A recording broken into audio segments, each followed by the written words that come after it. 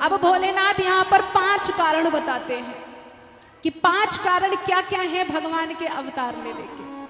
तो पहला कारण भगवान बताते हैं, द्वारपाल हरि के प्रिय दो, जय विजय जान सबको।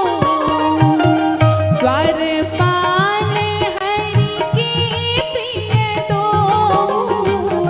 जय अरु विजय जान सबको। विप्र शाप दे दोनों भाई, तामस असुर देह तीन पाई। बताते हैं कि भगवान विष्णु के 2 द्वारपाल थे, कौन? जय और विजय। एक बार सनकादिक ऋषि आते हैं भगवान का दर्शन करने के लिए। अब द्वारपाल का कार्य ही यही है कि अगर घर का मालिक विश्राम कर रहा है, घर का मालिक व्यस्त है, तो सामने जो भी आ रहे हैं उनको थोड़ा प्रतीक्षा करवाए। तो भगवान विष्णु उस समय सो रहे थे, निद्रा में थे। तो जब सनकादिक ऋषि आते हैं तो द्वारपाल उनको अंदर जाने से मना कर देते हैं। तब सनकादिक ऋषियों को बड़ा क्रोध आता है और क्रोध में श्राप दे देते हैं। देखिए यहाँ पर जय और विजय 3 बार अंदर जाने से रोकते हैं कि आप अंदर नहीं जा सकते, आप अंदर नहीं जा सकते और आप अंदर नहीं जा सकते। तो सनकादिक ऋषियों ने कहा कि 3 बार हमको मना किए हो ना, चलो हम बताते हैं, तुम 3 बार राक्षस हो। उन्होंने ये श्राप दे दिया और जैसे ही श्राप दिया भगवान विष्णु को तुरंत ये बात पता चलती है। पीताम्बरी उत्ताम्बरी बाहर फेंक के भागते हैं कि ये आपने क्या कर दिया, आप क्रोध में आकर हमारे द्वारपालों को श्राप दे दिए। सनकादिक ऋषियों को फिर बड़ा पश्चाताप होता है, क्योंकि क्रोध में कभी भी कुछ भी नहीं बोलना चाहिए। पुराण में कहा गया है कि एक क्षण का क्रोध वर्षों भर की तपस्या भंग कर सकता है। यहां पर सनकादिक ऋषियों को बड़ा दुख होता है इस बात का कि मैंने श्राप क्यों दे दिया। अब सनकादिक ऋषि कहते हैं कि कोई बात नहीं द्वारपालो, श्राप तो हमने दिया है, लेकिन हम आपको ये भी बता रहे हैं कि 3 बार तुम राक्षस अवश्य हो गए, लेकिन 3 बार तुम्हारा उद्धार करने के लिए भगवान ही अवतार लेंगे। अब 3 बार राक्षस कौन कौन हुए? सतयुग में हिरणाक्ष और हिरण्यकश्यप हुए थे। आप सबने सुना है ना प्रहलाद जी के बारे में? कितने लोगों ने सुना है प्रहलाद जी के भक्त वत्सल प्रहलाद जी? नहीं सुना तो अवश्य सुनिएगा।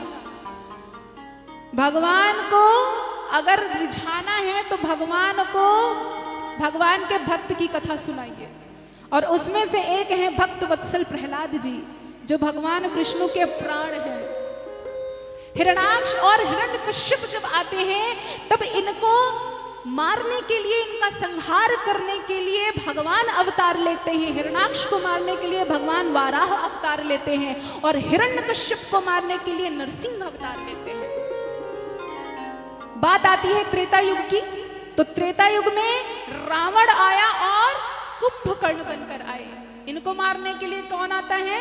मेरे प्रभु आते हैं, मेरे राम आते हैं। और द्वापर युग में दंत वक्र और शिशुपाल को मारने के लिए भगवान श्री कृष्ण कन्हैया लाल आते हैं। तो एक तो अवतार लेने का कारण यह है कि सनकादिक ऋषियों ने श्राप दे दिया था। दूसरा कारण क्या है? दूसरा कारण यह है कि एक बार माता वृंदा कौन? माता तुलसी ने श्राप दे दिया था। अब बात आती है कि माता तुलसी तो विष्णु प्रिया है, भगवान विष्णु की प्रिय है, उन्होंने कैसे श्राप दे दिया? तो कहा है कि माता तुलसी एक कल्प में वृंदा नाम की स्त्री थी और बहुत पतिव्रता थी। देखिए पतिव्रता और पत्नी व्रत, ये जो धर्म की बात मैं करती हूँ ना, शास्त्र तो ये कहते हैं कि एक पत्नी व्रत पुरुष और एक पतिव्रत नारी अगर अच्छा बल हो उसके अंदर, तो वो चाहे तो सूर्य भगवान को बोल दे कि स्वामी थोड़ा रोशनी कम कर दीजिए, तो सूर्य भगवान अपनी रोशनी कम कर देते हैं। ये बल है उनके अंदर। भगवान स्वयं कहते हैं कि अगर किसी की मृत्यु हो गई है तो मैं उसके प्राण वापस नहीं कर सकता हूं, लेकिन एक पतिव्रत स्त्री चाहे तो भगवान से, यमराज से तक अपने पति के प्राण ला सकती है। कौन लेकर आया था? माता सावित्री लेकर आई थी। ये बल होता है एक पतिव्रत स्त्री में कि अगर वो चाहे तो यमराज से भी प्राण छीन कर ला दे। तो यहाँ पर माता वृंदा जो है ना, बहुत बड़ी पतिव्रत है, और उनका जो पति है वो जलंधर दैत्य है, वो बहुत बड़ा राक्षस है। वो उसको कोई परास्त नहीं कर सकता था। क्यों नहीं कर सकता था? क्योंकि जलंधर दैत्य के अंदर जो शक्ति थी वो माता वृंदा का सतीत्व था। माता वृंदा इतनी बड़ी पतिव्रता थी कि जलंधर के ऊपर सुरक्षा कवच बनकर उनका सतीत्व घूम रहा था, उनको कोई मार ही नहीं पा रहा था। तब भगवान विष्णु ने क्या किया कि जलंधर के अत्याचार को समाप्त करने के लिए भोले बाबा ने कहा कि हे भगवान विष्णु, आप ही कुछ करिए। भगवान विष्णु जलंधर बन के माता वृंदा के पास जाते हैं और माता वृंदा का सतीत्व भंग कर देते हैं, और जैसे ही सतीत्व भंग करते हैं भोले बाबा जलंधर को मार देते हैं। अब जैसे ही माता वृंदा जानती है कि भगवान विष्णु ने ऐसा किया है और बहुत बड़ी भक्त हैं, फिर भी वो भगवान विष्णु को श्राप देती है कि आपने जिस प्रकार से मेरे पति से मुझको दूर किया है ना, मैं आपको श्राप देती हूँ नाथ कि एक दिन मेरा पति आपको आपकी पत्नी से दूर कर देगा। ये मेरा श्राप है। ये माता वृंदा ने श्राप दिया था। और भगवान विष्णु इतने प्रसन्न हुए थे कि उस श्राप को शीश में धरकर कहते हैं कि हे वृंदा, हम तुमसे इतने प्रसन्न हुए हैं कि हम तुम्हारे लिए रूप धरेंगे। और वो रूप कौन सा था? शालिग्राम। माता वृंदा के लिए भगवान शालिग्राम धर लिए। भक्त के लिए तो भगवान खंभे से भी निकल सकते हैं। भक्त वत्सल प्रहलाद के लिए भगवान खंभा चीर के बाहर निकले थे। अगर आप वृंदावन धाम को जाएंगे ना, तो वहां पर श्री राधा रमण लाल के दर्शन अवश्य करिएगा। श्री राधा रमण लाल वही हैं कि एक शालिग्राम पत्थर से उन्होंने अपना रूप धर लिया। सोचिए, भगवान अपने भक्त के लिए ही निर्गुण से सगुण रूप धरते हैं। यहां पर माता वृंदा ने श्राप दिया। ये क्या था? ये दूसरा कारण था। अब तीसरा कारण सुनिएगा। नारद श्राप दीन एक बारा, कलप एक ते ही लगी अवतारा।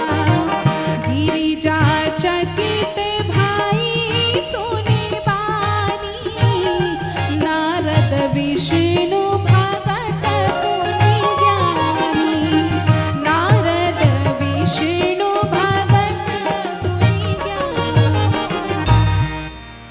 एक बार क्या हुआ? भोले बाबा ने कहा कि एक बार नारद जी ने श्राप दे दिया था।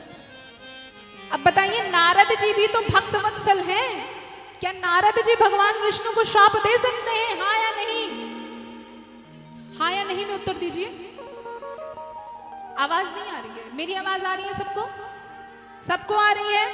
तो क्या नारद जी भगवान को श्राप दे सकते हैं? हाँ या नहीं? जब तक आप उत्तर नहीं देंगे तो हमको यही लगेगा कि आप सोता की श्रेणी में हैं, सो रहे हैं। नारद जी ने क्यों श्राप दिया? मैंने प्रथम दिन ही बताया था कि जब जब भक्त के जीवन में मोह आ जाता है, अज्ञानता आ जाती है, अहंकार आ जाता है, तब तब भगवान उस मोह को दूर करने के लिए माया रच देते हैं। और यहाँ पर नारद जी को मोह हो गया और उसको दूर करने के लिए भगवान माया रचते हैं। क्या होता है? एक बार नारद जी क्या करते हैं? देखिए, नारद जी को श्राप मिला है। कैसा? दक्ष प्रजापति जी ने श्राप दिया था कि आप एक जगह स्थिर नहीं बैठ सकते। इसीलिए आपने देखा होगा जब कोई रामायण की कथा आ रही हो, महाभारत की कथा आ रही हो, तब नारद जी नारायण नारायण करते हुए पूरे आकाश में विचरते हैं। क्यों? क्योंकि नारद जी को श्राप मिला था। अब उस श्राप की वजह से नारद जी एक जगह बैठ नहीं सकते। लेकिन एक बार क्या होता है कि बड़ा सुंदर सा पर्वत है, सुंदर सी नदी है, वहां जाकर बैठते ही उनकी समाधि लग जाती है। अब जैसे ही उनकी समाधि लगी, इंद्रदेव को बड़ा लगा, नारद जी तो अब हमारा सिंहासन छीन लेंगे। इंद्र जी ने तुरंत कामदेव को भेजा। कामदेव जैसे ही गए नारद जी के सामने, नारद जी का ध्यान भंग करके नारद जी से वार्तालाप करने लगे। नारद जी को बिल्कुल भी क्रोध नहीं आया। कामदेव को लगा अब तो हमें श्राप मिल जाएगा। नारद जी ने श्राप नहीं दिया, प्रसन्न चित्त से बोले क्या है बताइए कामदेव। अब यहां पर कामदेव जी ने बड़ी बड़ाई कर दी। कैसी? आपसे बड़ा वैरागी इस पूरे संसार में नहीं है, आप तो काम को भी जीत गए। नारद जी एकदम फूल के गदगद हो गए। कहते हैं ना कि अंदर से फूल के गुब्बारा हो गए नारद जी। बोलिए सियावर रामचंद्र भगवान की जय। आप थोड़ा सा भी इधर उधर करते हैं तो हमें यहाँ पर थोड़ा डिस्टर्ब होता है, क्योंकि हम आपको ही देखकर कथा कर रहे हैं। अब आपके सामने बैठकर कोई बोलेगा और आप इधर उधर देखेंगे तो आपका मन लगेगा क्या? नहीं लगेगा ना, तो हमारा कैसे लग सकता है? अगर आपको लग रहा है कि कथा विश्राम ले लेनी चाहिए तो हमें उसमें भी कोई आपत्ति नहीं है ना? तो ध्यान से कथा श्रवण करेंगे तो हमें भी आनंद आएगा, आपको भी आनंद आएगा। तो नारद जी के अंदर अहंकार आया। नारद जी क्या करते हैं कि घूमते फिरते जाते हैं कहां? भोले बाबा के पास। तब नारद गवने शिव पाही, जिता काम अहमिति मन माही। भोले बाबा के पास गए, अपनी बड़ी बड़ी बड़ाई करते हैं भोलेनाथ के सामने कि भोलेनाथ फिर हम तो काम को जीत गए, सोचिए हमसे बड़ा वैरागी कौन होगा। अब भोलेनाथ बस सुन रहे हैं। सुनने के बाद भोलेनाथ कहते हैं कि देखिए नारद जी, आप जिस प्रकार से हमें ये कथा बता रहे हैं ना, भगवान विष्णु को मत बताइएगा। नारद जी को ये बात बड़ी बुरी लगी कि देखो हमें मना कर रहे हैं। लेकिन नारद जी अच्छा प्रसन्न चित्त होते हुए भगवान विष्णु के पास गए। जैसे ही भगवान विष्णु के पास गए, भगवान विष्णु तुरंत उठकर खड़े हो गए कि आहा पधारिए नारद जी। नारद जी और फूल के गदगद हो गए। सारी बात बताते हुए बताते बताते ये भी बता गए कि हम तो सबसे बड़े वैरागी हैं, हमें तो काम भी नहीं जीत पाया। तब भगवान विष्णु भी यहां पर बहुत खुश होकर कहते हैं कि सुन मुनि मोह होई मनता के, ज्ञान विराग हृदय नहीं जाके। ब्रह्मचर्य व्रत रत मति धीरा, तुम हाहि की कराई मनो को पीरा। तुम हाहि की कराई मनो को पीरा। भगवान विष्णु कहते हैं कि हे मुनि सुनिए, मोह तो उसके हृदय में होता है जिसे ज्ञान नहीं होता है। आप तो कितने बड़े ज्ञानी हैं, आपसे बड़ा ज्ञानी तो कोई है ही नहीं। अब जैसे ही भगवान विष्णु ये बात बोलते हैं, नारद जी और प्रसन्न हो गए। और भगवान विष्णु बार बार मन में सोच रहे हैं कि अब नारद जी को ऐसा मोह हो गया है कि जिसको भंग करना बड़ा आवश्यक है। और भगवान विष्णु मन में विचार करते हुए बोलते हैं, बेगी सो में दारहियो खारी, पन हमारे सेवक हितकारी। मुनि करहि तमम कौतुक होई, अवसि उपाय करबि मैं सोई। अवसि उपाय करबि मैं सोई। भगवान विष्णु कहते हैं कि इनके अंदर जो भी अहंकार हुआ है उसको मैं तुरंत उखाड़ कर फेंक दूंगा। और इसके लिए भगवान विष्णु ने एक सुंदर माया रची। कैसी माया? कि एक बड़ा सुंदर सा नगर बसाया, बैकुंठ से भी सुंदर नगर बसाया। नारद जी जा रहे हैं और देख रहे हैं कि कितना सुंदर नगर बसा हुआ है। और उस नगर में शील निधि नाम का एक राजा था। और उसकी पुत्री थी विश्वमोहिनी। विश्वमोहिनी इतनी सुंदर थी जिसका वर्णन नहीं किया जा सकता। नारद जी उस नगर को देखने के लिए नीचे उतरते हैं। जैसे ही विश्वमोहिनी को देखते हैं तुरंत बोलते हैं कि आप इनका स्वयंवर रचाइए, आपकी पुत्री को जो भी वरेगा वो अमर हो जाएगा। स्वयंवर रचाया जाता है, लेकिन नारद जी ये सोच रहे हैं कि कुछ भी हो जाए विवाह तो मैं ही करूंगा।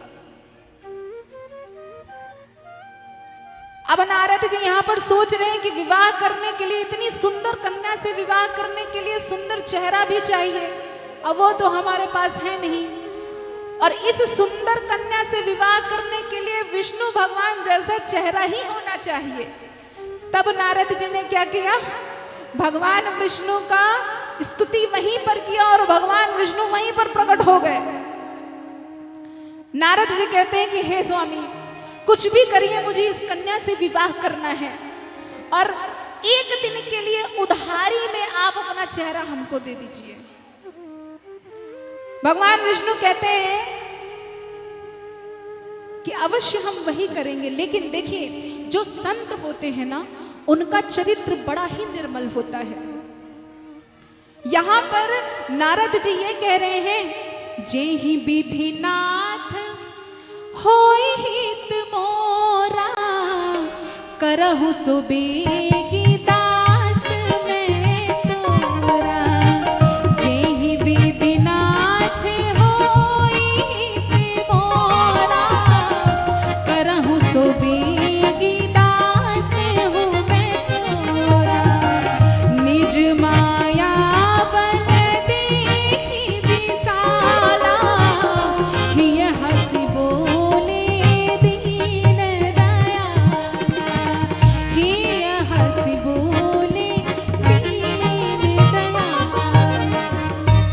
नारद जी यहाँ पर हम सबके लिए ये बात बोल रहे हैं, क्या कि जेहि विधिनाथ होई हित मोरा, करहु सो बेगी दास हूँ मैं तोरा।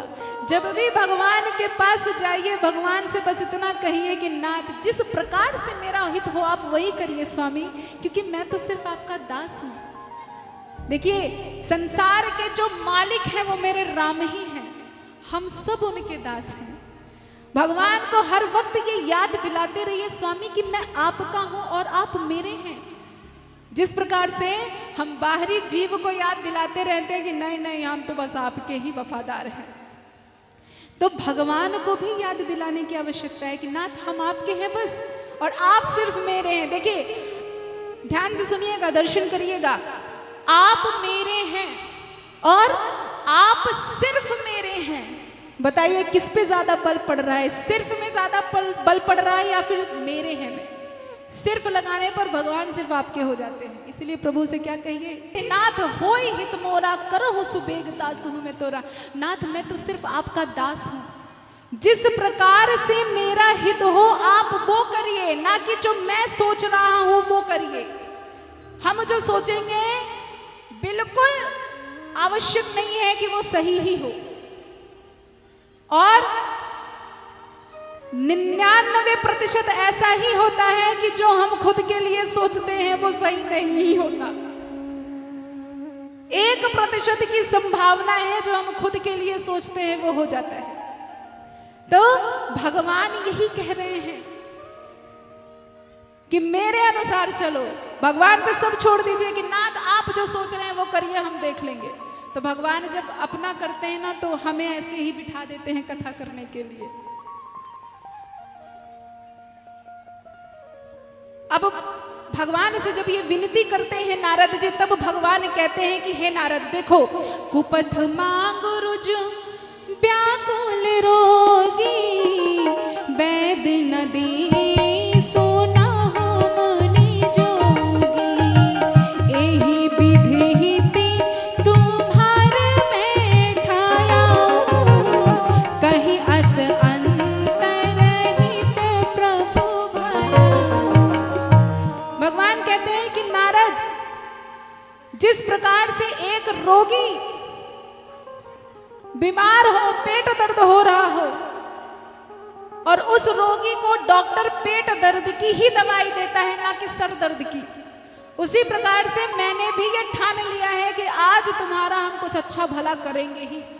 लेकिन नारद जी ऐसे मोह से ग्रसित हो गए कि उन्हें ये बात समझ में ही नहीं आ रही है। नारद जी तो बस ये कह रहे हैं कि विवाह कराइए स्वामी, कैसे भी कराइए। भगवान कहते हैं कि तथास्तु ऐसा ही हो, और ऐसा बोलकर अंतर्धान हो जाते हैं। अब स्वयंवर की बारी आई तो वहां पर भोलेनाथ के 2 गण भी आकर बैठते हैं। स्वयंवर की बारी आई तो जैसे ही कन्या वरमाला लेकर बाहर निकलती है, वैसे ही नारद जी छटपटाने लगते हैं कि अब वरमाला मेरे ही ऊपर पड़ेगा, क्योंकि मेरा चेहरा तो विष्णु भगवान जैसा है, मुझसे ज्यादा सुंदर तो इस पूरे ब्रह्मांड में कोई नहीं है। नारद जी बिल्कुल उछल उछल कर इधर उधर से देख रहे हैं। लेकिन जब कन्या नारद जी के पास पहुंचती है तो कन्या नारद जी का चेहरा देखकर बिल्कुल क्रोध में आ जाती है और वहां से चली जाती है। क्यों? क्योंकि भगवान ने नारद जी को वानर का चेहरा दे दिया था, और ये चेहरा सिर्फ कन्या को दिखाई दे रहा था। कन्या क्रोध में जाती है और उधर भगवान विष्णु मनुष्य का रूप धर कर आते हैं और कन्या वरमाला भगवान विष्णु के ऊपर डाल देते हैं। और इधर जो भगवान शंकर के 2 गण थे वो बोलते हैं, वाह वाह वाह, नारद जी कितने सुंदर लग रहे हैं आप, अवश्य ही कन्या आपको वरेगी, आपके सिवा किसी को नहीं वरेगी। अब नारद जी को तो यही लग रहा था कि हम तो बहुत सुंदर हैं, लेकिन जब कन्या वरमाला दूसरे को डाल दी, नारद जी बड़े दुखी हो गए। अब जैसे ही नारद जी जल में अपना चेहरा देखते हैं तो वानर की तरह चेहरा दिखता है। बड़े क्रोध में आते हैं नारद जी, और क्रोध में आने के बाद बिल्कुल फड़फड़ाते हुए जा रहे हैं कि आज कुछ भी हो जाए, प्राण ही क्यों ना निकल जाए, आज मैं विष्णु भगवान को छोड़ूंगा नहीं। और ऐसा सोचते हुए जा ही रहे थे कि भगवान विष्णु उसी कन्या के साथ खड़े दिखाई दिए। नारद जी का क्रोध और बढ़ गया कि जिस कन्या से मैं विवाह करना चाहता था, उस कन्या से भगवान विष्णु छलवश विवाह कर लिए, और देखो इनकी हिम्मत तो देखो, हमारे सामने खड़े हुए। नारद जी कहते हैं, मुंह में बड़बड़ाते हुए, क्रोध में इंसान जब आता है तो क्या करता है, मुंह में बड़बड़ाने लगता है, बुन बुन बुन बुन बुन बुन करने लगता है। नारद जी भी वही कह रहे हैं और बुनबुनाते हुए कह रहे हैं, परम स्वतंत्र ना सिर पर कोई, भावई मन ही कराहो तुम सोई, भले ही मंद मंद ही भल कराहो, विस्मय हर्ष नहीं कछु धराओ, विस्मय हर्ष नहीं कछु धराओ। नारद जी भुनभुनाते हुए जा रहे, बड़बड़ाते हुए कि ऊपर तो कोई है नहीं, माता पिता होते तो कुछ समझाते कि ऐसा मत करो ऐसा मत करो, तो जो भी मन में आता है वही करते जाते हैं। समुद्र मंथन के समय भी यही किए थे कि विष भोले बाबा को पिला दिए और अमृत देवताओं को पिला दिए। हमेशा ऐसा ही करते हैं विष्णु भगवान, लेकिन इस बार अच्छे घर में कदम रखे हैं, आज तो हम छोड़ेंगे नहीं भगवान विष्णु को। ऐसा करते हुए जा रहे हैं और जैसे ही भगवान विष्णु उनको दिखते हैं, तुरंत नारद जी उनको श्राप देते हैं। कैसा श्राप? 3 श्राप देते हैं नारद जी। एक कारण ये भी है भगवान राम के अवतार लेने का। 3 श्राप क्या है देखिए, नारद जी कहते हैं, भले भवन अब बयान दीन्हा, पावहुगे फल आपन कीन्हा, बंचे हूँ मोहि जवनि धरि देहा, सोई तनु धरहु शाप ममाया। नारद जी कहते हैं कि बहुत अच्छे घर में आपने बौना दिया है, जिस प्रकार से आपने मनुष्य का शरीर धर कर मुझे ठगा है, मैं आपको श्राप देता हूं कि आप मनुष्य का शरीर धर कर पृथ्वी पर जाएंगे। ये मेरा पहला श्राप है। अब दूसरा श्राप क्या है? कपि आकृति तुम की हमारी, करहि की से सहाय तुम्हारी, मम अपकार कीने तुम भारी, नारी बिरह तुम होब दुखारी, नारी बिरह तुम होब दुखारी। नारद जी कहते हैं कि अब और सुनो, तुमने हमारा रूप बंदर जैसा किया था ना, तो हम तुम्हें श्राप देते हैं कि यही बंदर एक समय ऐसा आएगा कि तुम्हारी सहायता करेंगे। ये उनका दूसरा श्राप था। और अब इसी प्रसंग में ये समझने की बात है कि जो संत महात्मा साधु होते हैं ना, वो क्रोध में भी अच्छा ही बोलने का प्रयास करते हैं। यहाँ पर नारद जी चाहते तो ये बोल सकते थे कि यही बंदर तुम्हारे साथ कुछ न कुछ गलत करेंगे। ये नारद जी नहीं कह रहे हैं, नारद जी ये कह रहे हैं कि यही वानर तुम्हारी सहायता करेंगे। नारद जी कह सकते थे ना कि यही वानर तुम्हारे शत्रु बनेंगे। नारद जी ने ये नहीं कहा, नारद जी ने ये कहा कि यही वानर तुम्हारे मित्र बनेंगे। यही एक सच्चे संत, सच्चे साधु की पहचान है। और तीसरा शाप क्या है कि जिस प्रकार से मैं एक स्त्री के विरह में छटपटा रहा हूं, उसी प्रकार से मैं तुम्हें श्राप देता हूं कि तुम भी जब मनुष्य का तन धरकर पृथ्वी पर जाओगे तो तुम भी उसी प्रकार से स्त्री के विरह में छटपटाओगे। ये मेरा तीसरा श्राप है। नारद जी ने 3 श्राप दिए, और जैसे ही नारद जी 3 श्राप देते हैं, भगवान अपनी माया को तुरंत खींच लेते हैं। क्यों? क्योंकि भगवान खुद चाहते थे कि नारद जी उनको श्राप दें। जैसे ही भगवान अपनी माया को खींच लेते हैं, वैसे ही नारद जी को समझ में आता है कि अरे बाप रे, ये मैंने क्या किया, अपने ही आराध्य को मैंने श्राप दे दिया।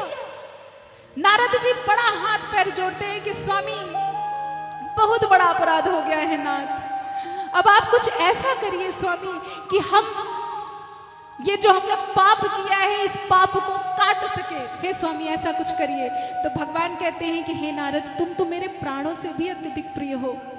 जो तुमने किया है ना, वो मेरे कहने पर तुमने किया है, लेकिन फिर भी मैं तुम्हें बताता हूं कि तुम भगवान शंकर के शतनाम का पाठ करो, तुम्हारे सारे पाप कट जाएंगे। क्यों?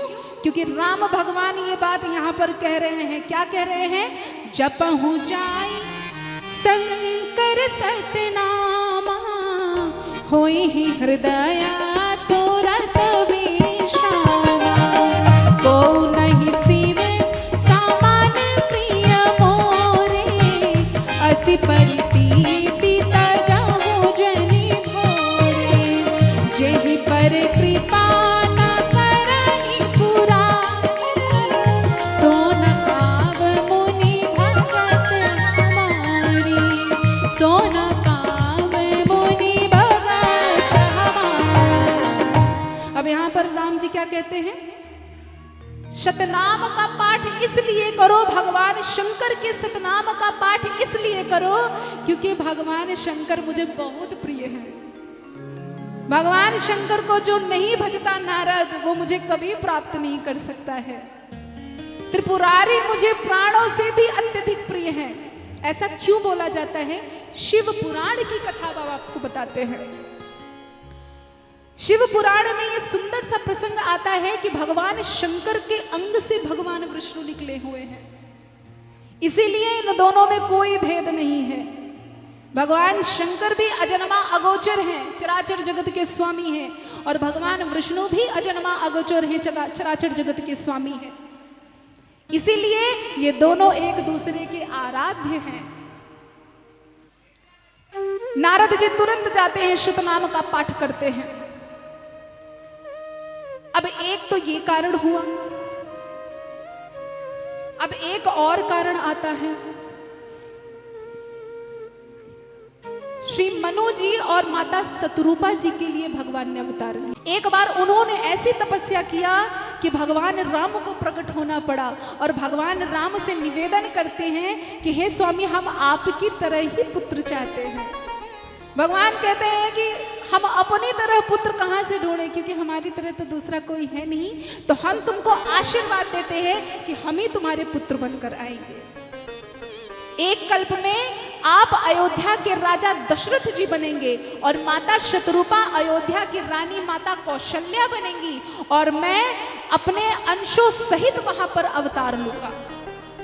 तो एक कारण माता शतरूपा और श्री मनु जी के लिए हुआ था। और सबसे अंतिम कारण क्या है?